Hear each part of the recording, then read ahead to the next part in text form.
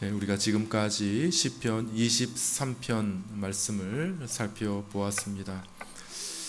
제가 이렇게 숫자를 헤아려 보니까 오늘로 11번째입니다. 11번째, 10번을 이미 살펴보았고, 시편 23편의 마지막 구절인 6절에 이르게 되었습니다. 시편 23편은 시편 총 150편 가운데에 가장 아름답고 또 많은 사랑을 받는 시라, 이렇게 표해도 과하지 않을 것입니다. 수많은 사람들이 이 시편 23편을 암송하고 또 시편 23편을 노래로 만들어서 애송하는 그런 시가 시편 23편이죠. 여러분들, 여러분의 생애 가운데 이 시편 23편을 10번 넘게 이렇게 설교를 들을 기회가 많이 있지는 않을 것입니다. 특별한 하나님의 은혜요 또 섭리라 생각하고 이것을 여러분들 마음 가운데 잘 좀 간직하시면 좋겠습니다. 근데 쉽지는 않아요. 노력이 필요합니다. 먼저는 외우는 것이 필요해요. 길지 않으니까요. 어떤 사람은 옛날에 시편 119편도 외웠다 하더라고요. 시편 119편. 총 몇 절입니까? 시편 119편? 176절이에요. 176절. 179편도 외웠다고 하니까 그거에 비해서는 짧잖아요. 그죠? 시편 23편 6절까지 밖에는 안 되니까 여러분들이 한번 조금만 설교를 더듬어 보면 그래도 조금 더 쉽게 익숙해졌을 테니까 좀 외울 수 있지 않겠습니까? 시편 23편을 어쨌든 여러분들의 이렇게 머릿속에 두고 그것을 평소에 조금 꺼내서 이렇게 마음속에 묵상을 한다고 하면 시편 23편은 그냥 외적으로도 참 탁월한 시지만은 그 내용 자체가 하나님의 백성들의 이 천국 가는 인생길을 아주 압축적으로 그 진수를 잘 표현하고 있기 때문에 시편 23편을 이렇게 마음속에 되뇌이는 중에 내가 어디쯤 있구나, 내가 지금 푸른 풀밭에 이렇게 잔잔한 물가에 이렇게 편안하게 누워있는 그때인 것 같아. 아니야, 나는 지금 뒤집어졌어. 나는 지금 깊은 침체 가운데 빠져 있어. 아니야, 나는 정말 인생의 둘도 없는 위기 가운데 사망의 깊은 음침한 골짜기, 캄캄한 골짜기 가운데 있지. 이렇게 자신의 인생의 위치를 이렇게 하나님 앞에서 생각해 볼 수 있을 것입니다. 무엇보다도 중요한 것은 그래도 하나님께서 함께 계시지. 푸른 풀밭뿐만 아니라 저 음침한 저 위기의 상황 속에서 원수들이 막 쫓아오고 원수들이 나를 둘러싸고 있는 그러한 순간에도 나를 지키시는 나의 목자가 나와 함께 있지. 나는 혼자가 아니야. 이 생각만 하더라도 여러분들은 다시 한번 힘을 얻는 것을 발견하게 될 것입니다. 꼭 그렇게 해주시기를 바랍니다. 우리 6절 말씀 한 번만 더 읽고 오늘 설교를 시작하겠습니다. 6절 말씀을 읽겠습니다. 시작. 내 평생에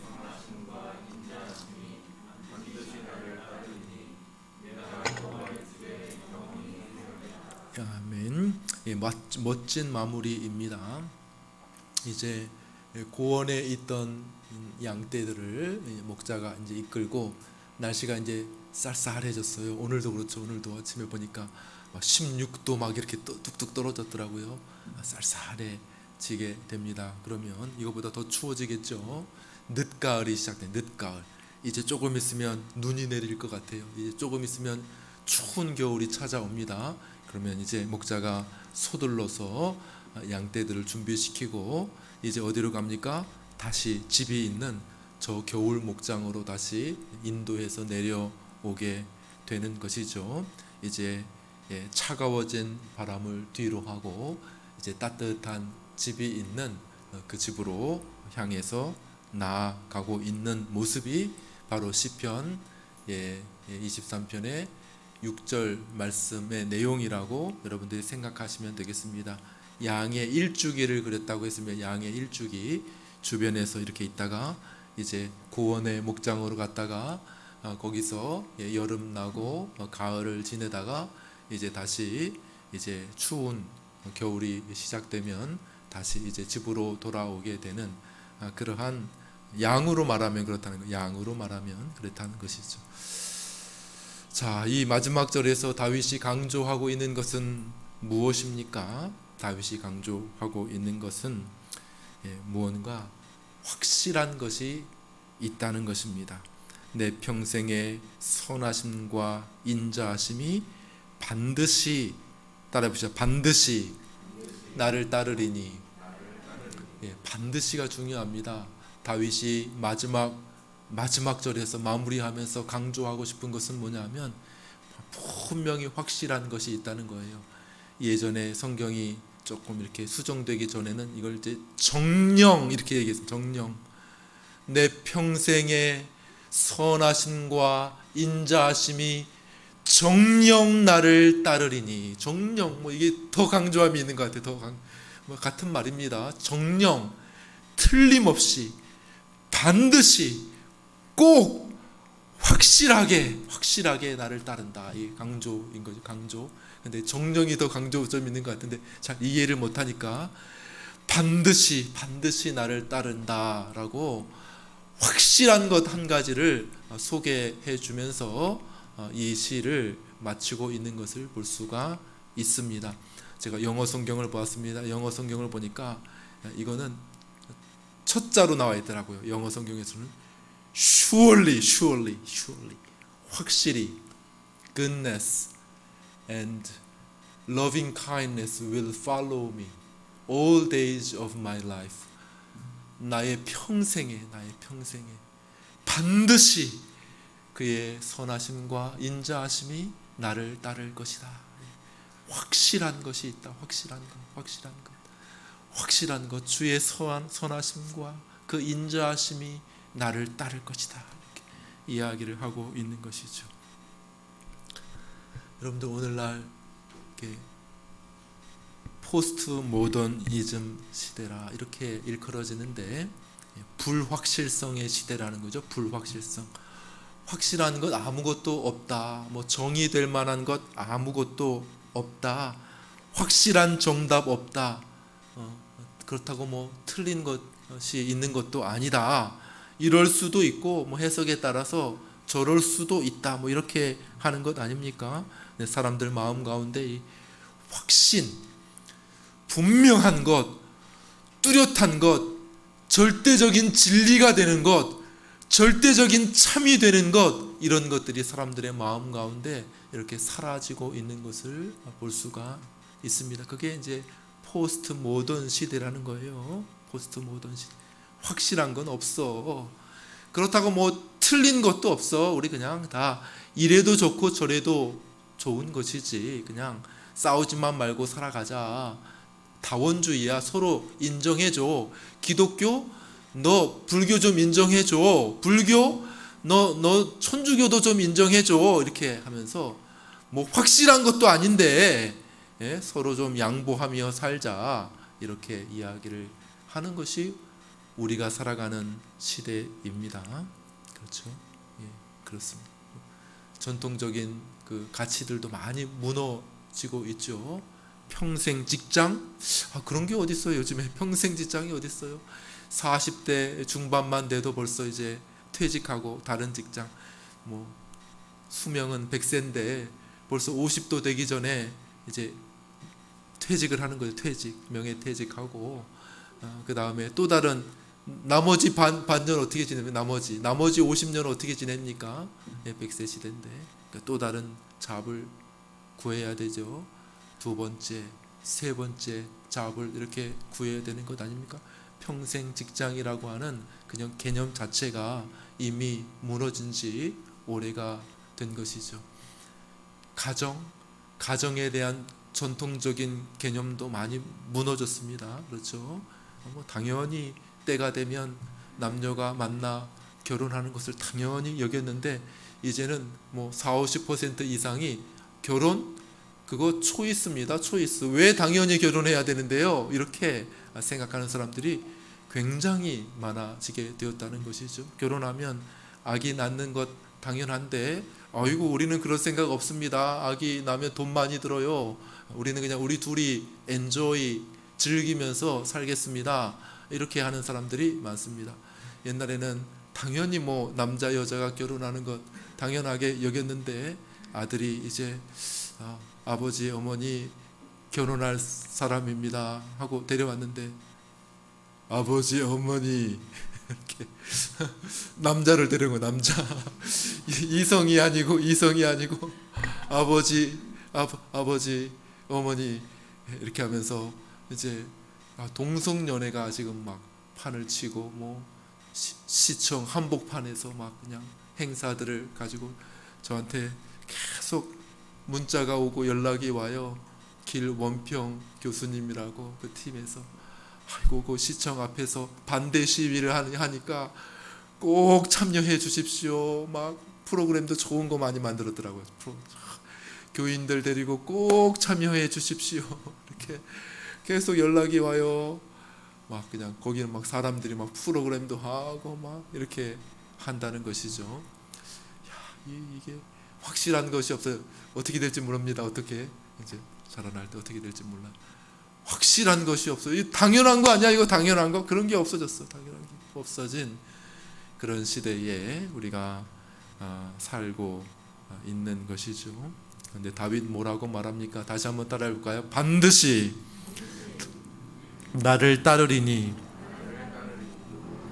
예, 다윗은 자신의 인생 이 시편 23편은 다윗이 자신의 노년에 지은 시로 알려져 있습니다. 70이 넘은 노년에 자신이 인생을 마감하면서 확실한 것 있다.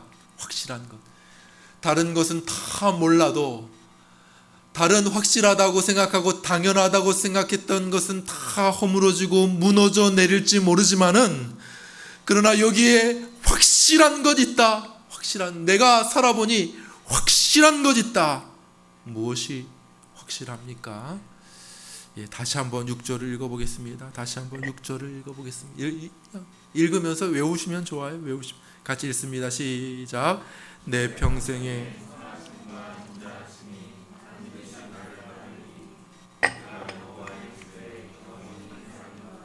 아멘. 자, 뭐가 확실하다는 것입니까? 뭐가 나를 향한 하나님의 선하심, 그 인자하심이 확실하다라는 것이죠. 우리의 목자이신 우리 주님께서 우리와 함께 하시는 것이 확실합니다. 이게 23편 주제 아닙니까? 시편 23편 여호와는 나의 목자시니 내게 부족함이 없으리로다. 이게 주제입니다. 주제. 여호와는 나의 목자시니, 그리고 그 목자가 어떻게 나의 삶의 구비구비에서 함께 하시며 나를 지키시고 나를 도우시고 나를 채우시는가 하는 것이 시편 23편의 주제이잖아요. 그러니까 목자께서 늘 함께 하십니다. 목자께서 나의 그 어떤 편안하고 유쾌한 그런 어떤 풀밭, 그 다음에 잔잔한 물가, 그런 데서만 목자께서 아이고 하나님 나와 함께 해주셔서 감사합니다 이렇게 말하고 있는 것이 아니라 내가 힘들고 지쳐 있는 위기의 상황 속에서 저 사망의 깊은 음침한 골짜기에서 위기의 상황 속에서도 나의 사랑하는 목자께서 나와 함께 하십니다. 저 고원에 펼쳐진 저 원수들 사이에서도 나와 함께 하십니다 하는 것이 시편 23편의 주제가 아닙니까? 그분이 나를 인도하신다는 것이죠. 그런데 이 6절에서 우리가 주목해 보아야 될 것은 뭡니까? 다윗은 그 중에서 특별히 우리 목자의 두 가지 성품을 특별히 이렇게 주목해서 그것을 강조해서 설명하고 있다는 것이요. 아니 목자께서 우리와 함께 하시면은 뭐 목자의 모든 성품이 함께 하는 거죠. 뭐 당연하죠. 목자의 의로움과 목자의 거룩하심과 목자의 모든 성품이 함께, 목자가 함께 하는 거예요. 목자가. 그러나 특별히 목자의 두 성품을 강조하고 있습니다. 두 가지 성품 따라해 볼까요? 선하심과 인자하심. 이 두 가지 성품을 특별히, 다른 것은 아니라는 얘기가 아닙니다. 여기서 그러나 목자가 함께하고 있으니 당연히 목자의 모든 성품이 우리와 함께하죠. 그러나 특별히 이 시를 읽는 하나님의 백성인 우리에게, 주의 양떼들에게 하나님의 이 귀한 성품을 강조할 필요가 있다는 것이죠. 뭐요? 선하심과 인자하심.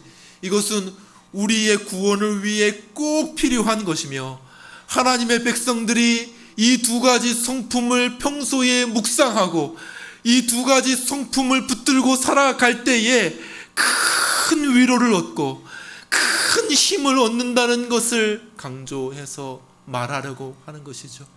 주의 선하심과 인자하심이 반드시 나를 따를 것이다, 이렇게 이야기하고 있는 것입니다. 그럼 이 두 가지 성품을 우리가 생각해 봐야 되겠죠.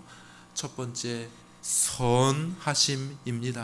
선함, 하나님의 선하심이라고 하는 것은 하나님의 그 본질적인 성품입니다. 본질적인 성품. 영어로 하나님을 뭐라고 불러요? 영어로 God, G-O-D. 가수 팀이 아니라 대문자예요. 대문자. 여기서는 God인데, 사실은 이 God의 그 원래 의미가 어디서 왔는가, 이렇게 그 원어 학자들이 다 해보니까 굿, G-O-O-D가 굿이잖아요. 굿. 거기서 왔다는 거예요. 하나님을 뭐라고 써야 되지? 하나님을 뭐라고 표현해야 되지? 하나님 정말 본질적으로 하나님을 파고 또 팠더니 하나님은 굿. 하나님은 좋으신 분이야. 하나님은 참 선하신 분이지. 그러니까 하나님의 본질을 대표적으로 설명한 것이 뭐냐 하면 하나님의 선하심이라고 하는 것이죠. 하나님이 누구십니까? 바로 선하신 분이라는 사실입니다. 여러분들은 하나님을 어떻게 생각하십니까? 여러분들은 하나님 생각하면 어떻게 생각하세요? 고개 드십시오. 고개 드세요. 하나님을 어떻게 여러분들 생각하십니까? 하나님은 선하신 분이라고 여러분들이 정말로 믿습니까? 평소에 정말로 하나님은 하나님 좀 독선적인 거 아니야? 하나님 힘이 있다는 것, 전능하시고 천지를 창조하신다는 건 알겠지만 하나님 좀 못된 분 같아. 혹시 마음속에 그런 마음을 좀 품고 계신 분 혹시 안 계십니까? 하나님이 그렇게 악하지는 않겠지만은 그러나 좋지 않은 부분들도 조금 있는 것 같아, 이렇게 생각하시는 분은 안 계십니까? 전혀 그렇지 않다는, 여러분 하나님을 오해하신 것입니다. 여러분 성경을 오해하신 것이죠. 하나님은 그 자체로 선하신 분이시고 조금의 악함도 없는 그러한 분이시라는 것이죠. 조금의 어두움도 없는 빛 그 자체, 조금의 악함도 없는, 조금의 왜곡됨도 없는 선함 그 자체, 그분이 바로 우리 하나님이시라고 말씀하고 있는 것입니다. 여러분들, 하나님은 선하심에 완전하신 분이시며 하나님의 선하심은 결코 변함이 없다는 것이에요. 여러분들, 사람은 상황에 따라 달라지게 됩니다. 처음에는 이 말을 했다가도 상황이 바뀌게 되면 또 다른 말을 하지 않습니까? 처음에는 참 모든 것을 줄 것처럼 사랑을 고백하다가도 시간이 흐르면은 헌신짝처럼 버리지 않습니까? 이게 사람이에요, 사람. 특별히 그 사람이, 어떻게 사람이 그럴 수가 있어? 사람이니까 그럴 수가 있는 거예요. 사람은 변하는 거예요. 변해. 사람은 아침 다르고 저녁 달라요. 사람은 화장실 들어갈 때 다르고 화장실 나올 때 달라요. 마음이 달라. 사람은 상황이 바뀌어지고 시간이 바뀌어지게 되면 사람은 달라지게 됩니다. 착해. 저 사람은 착해. 착해 보여. 형제들이 굉장히 우애가 있는 것 같아요. 부모님 돌아가시고 상속 나누게 될 때 막 엄청나게 싸우게 돼. 그럴 줄 몰랐다느니 뭐 이렇게 하면서 싸우게 되지 않습니까? 사람은 상황이 바뀌게 되면 그의 선함도 그의 착함도 바뀌어질 수 있다 하는 것을 여러분들이 염두에 꼭 두시기를 바랍니다.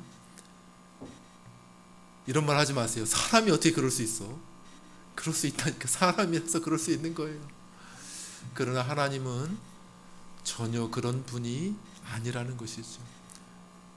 너희가 나를 너희인 줄 알았도다. 하나님께서 우리에게 말씀하시는 것이죠. 내가 너냐? 내가 너냐?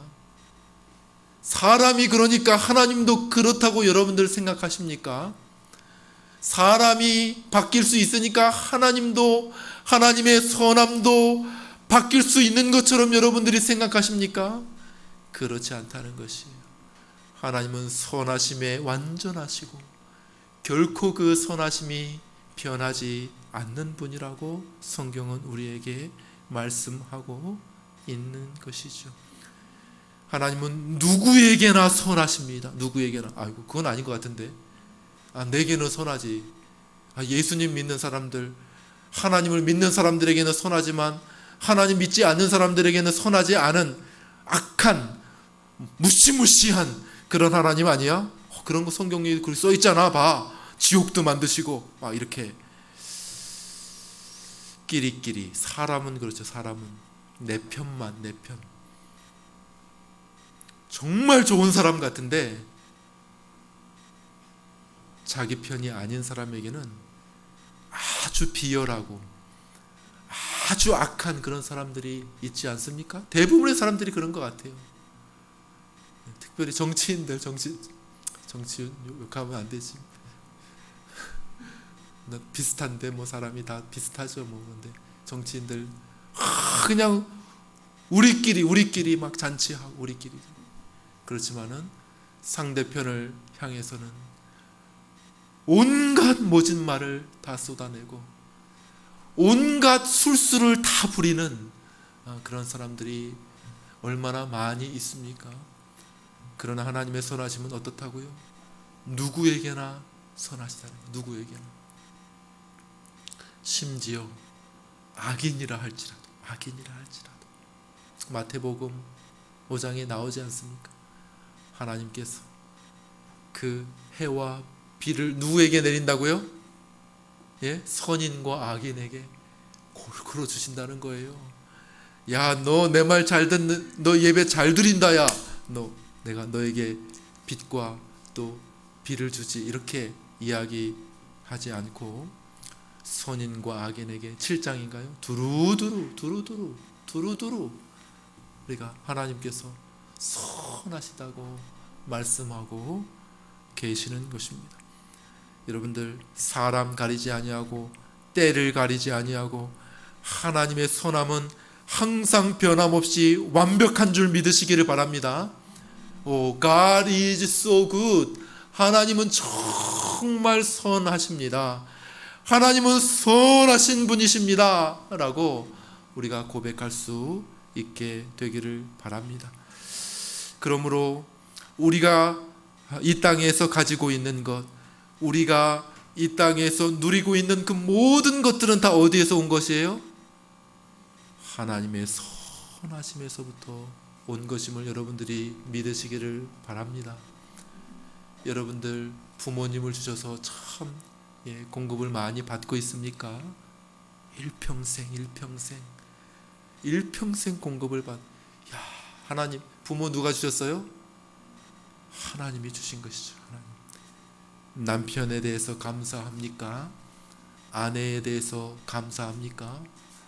자녀들을 보니까 자녀들이 참 이렇게 착실하게, 이렇게 참 크게 대과 없이 그렇게 크게 반항하지 않고 자라난 것에 대해서 참 감사하는 마음이 있습니까? 그럼 누가 주셨어요? 하나님의 선하심에서 나온 거라는 거예요. 오늘 아침에 보니까 공기가 상쾌하고 하늘을 보니까 파란 하늘, 좋은 가을 날씨를 우리에게 줬어요. 무엇 때문에 이것이 주어졌어요? 하나님의 선하심으로부터 우리에게 오는 것이죠. 추석입니다. 여기 이제 좀 있으면 암사시장을 지나면 야, 과일들이 이렇게 오겠죠. 과일들. 엊그저께 진짜 대통령도 여기 왔다. 대통령이 여기 왔어요. 전화가 왔더라고. 저한테 전화가 왔어요. 대통령이 전화했다는 게 아니고 전화가 저한테 왔어요. 천호 해림교회 관리자 되십니까? 예, 그렇습니다. 경찰인데요. 여기 그 옥상으로 올라가는 문을 좀 열 수 있을까요? 이렇게 왔더라고요. 그래서 경찰이 왜 나한테 이렇게, 나중에 기사 보니까 여기 떴어. 위에 올라가서 다 이제 경비원이 이렇게 경호 인력들이 여기 온 거야. 여기 왔어. 제가 그 경호원의 전화를 탁 받았어. 무슨 얘기하다가 여기 암사조갑시장 수많은 가을철 과일이 이렇게 다 진열이 되겠죠. 맛있는 과일. 야, 올해는 왜 이렇게 사과가 맛있냐? 야, 올해는 왜 이렇게 복숭아가 맛있냐? 좋은 맛있는 과일과 음식들 어디에서 온 거예요? 하나님의 선하심에서 온 줄로 믿으시기를 바랍니다. 모든 것, 우리가 누리는 온갖 좋은 것, 야, 이거 정말 참 좋다라고 생각하는 그 모든 것들은 다 어디서 온 거예요? 하나님의 선하심에서 온 줄로 믿으시기를 바랍니다. 여러분들, 하나님의 선하심이 없다고 여러분들 생각해 보십시오. 아무것도 없는 것이. 자, 특별히 인자하심입니다. 인자하심. 선하심과 인자하심이 나를 따른다. 인자하심이 뭔가? 성경에 보니까 영어에서는 mercy, 자비 이렇게 표현했습니다. 자비. 혹은 어떤 분은 언약적인 사랑이다 이렇게 얘기했습니다. 언약적인, 하나님의 백성들에게 베푸시는 언약적인 사랑, loving kindness 이렇게 설명을 했습니다. 그 풍성한 사랑이 넘치는 그 친절함이라고 설명을 했습니다. 이것을 언약적 사랑이다 이렇게 설명을 하더라고요. 뭐냐, 이게 도대체 뭐냐? 이 선하심이라고 하는 개념은 아주 넓은, 최고로 넓은 개념이에요. 선하심이라고 하는 것은 모든 시대, 모든 사람을 뛰어넘어서 하나님의 선하심이라고 하는 성품이 나타나는 것이고요. 인자하심이라고 하는 것은 특별히 불쌍히 여기, 죄인을 불쌍히 여기는 것과 연관이 있습니다. 죄인을 불쌍히 여기는 것, 특별히 비참함 가운데 떨어져 있는 사람, 그 사람을 불쌍히 여기고 그들의 죄를 오래 참으시고 그들의 죄를 용서해 주시는 하나님의 그 놀라운 사랑을 여기 인자하심이라고 표현하고 있다는 사실입니다.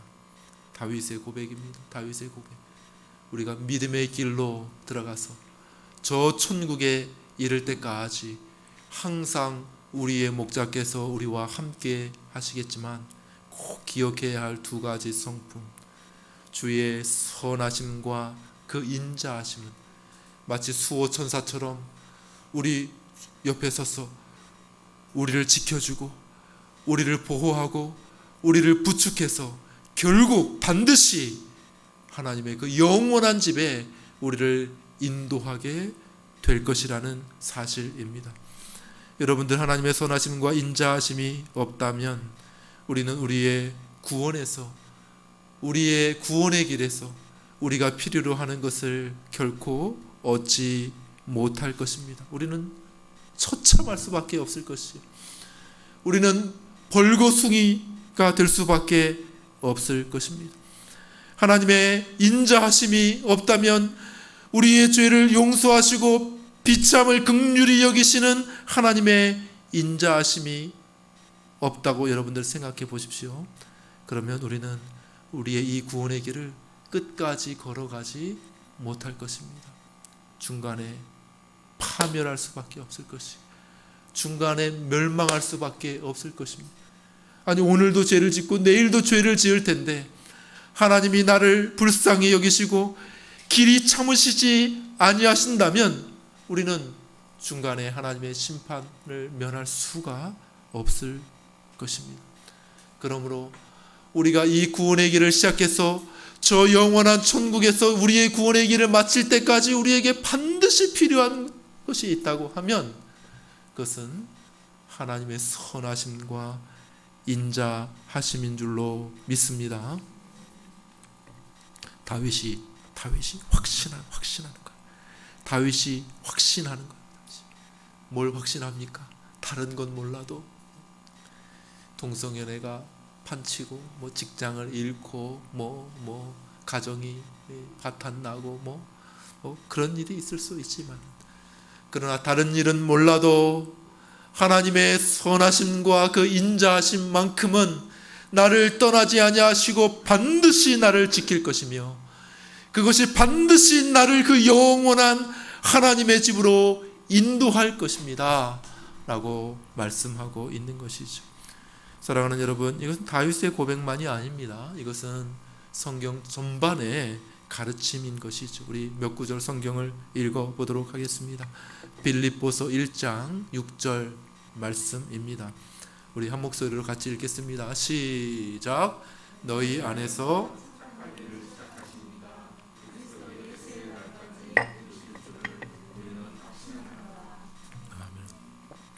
너희 안에 착한 일이 뭡니까? 착한 일, 구원이에요. 구원. 뭐 여러 착한 일들을 하시죠. 하나님이 선하신 일, 선하심을 베푸십니다. 그러나 특별히 성경에서 착한 일이라고 이렇게 말할 때 우리의 구원에 대한 것이죠. 하나님을 사랑하는 자, 곧 그 뜻대로 부르심을 입은 자들에게는 모든 것이 합력하여 뭘 이뤄요? 선을 이룬. 여기서 선도 이 최종적인 구원을 말하는 거예요. 구원. 성경이 말하는 거예요. 구원에 관심이 있습니다. 우리 구원. 이거는 선한 것 아니잖아요. 이건 나쁜 것 아닙니까? 이건 악한 것 아닙니까? 그게 아니고 그거 내 눈에 보기에 좀 이상해 보이고 내 눈에 보기에 불편해 보이고 내 눈에 보이고 아파 보이고 내 눈에 보기에는 좋지 않아 보이지만은 그러나 하나님의 전체적인 은혜 가운데 이 모든 것이 앞에서 뭘 이뤄요? 선을 이뤄요. 최종적인 선. 그 선이 뭐예요? 우리의 구원을 이루게 되는 줄 믿습니다. 여러분, 좋은 것도 우리를 믿음으로 인도하지만 때때로 매를 맞아서 믿음의 길로 오는 사람도 있어요. 네? 아이고 그런 사람들이 더 많아요. 더 많아. 눈물 짓고 하나님께서 나를 치시지 않으셨더라면 나는 지금도 이상한 죄의 길을 걷고 있었을 것입니다. 그렇게 고백하는 사람들이 얼마나 많이 있습니까? 좋은 일도 감사하지만은 때로 힘든 일도 감사할 수 있는 여러분들이 되시기를 바랍니다. 너희 안에 착한 일, 구원을 시작하신 이가 그리스도 예수의 날까지 언젠데요? 마지막 때까지 이루실 줄을 우리가 어떻게 한다고요? 확신하더라. 사도 바울도 확신하고 있는 것을 보게 됩니다. 요한복음 10장 27절로 30절까지 내용을 좀 요약을 했습니다. 한번 읽어볼까? 28절 읽습니다. 시작. 내가 그들에게 영생을 주노니 영원히 멸망하지 아니할 것이요 또 그들을 내 손에서 빼앗을 자가 없느니라. 멸망하지 않을 것이고 빼앗을 자가 없다고 말씀하고 계십니다. 끝까지 우리를 붙들어 주실 것입니다. 한 구절만 더 읽습니다. 로마서 8장입니다. 35절로 39절까지인데 읽겠습니다. 시작. 우리를 그리스도의 사랑에서 끊으리요 우리를 우리 주 그리스도 예수 안에 있는 하나님의 사랑에서 끊을 수 없으리라. 아멘. 우리의 목자 안에 있는 주의 양떼들이 있다면 결코 우리를 하나님의 그 선하심과 인자하심, 그 놀라운 사랑에서 끊을 수 없다는 것이죠. 여러분, 로마서 8장을 읽어보십시오. 우리의 구원을 막는 17개의 장애물들이 나옵니다. 사망이나 음부나 그죠? 17개의 장애물들이 나오지만 그러나 그 모든 것이라 할지라도 우리를 향하신 그리스도의 사랑, 우리를 향하신 하나님의 사랑에서 결코 끊을 수 없으리라 이렇게 말씀하고 있는 것을 보게 되는 것이죠. 말씀을 마칩니다. 이 진리를 드러내는 한 가지 예화를 말씀드리고 마치려고 합니다. 영국 스코틀랜드에 어스킨이라고 하는 아주 귀한 목사님이 계셨습니다.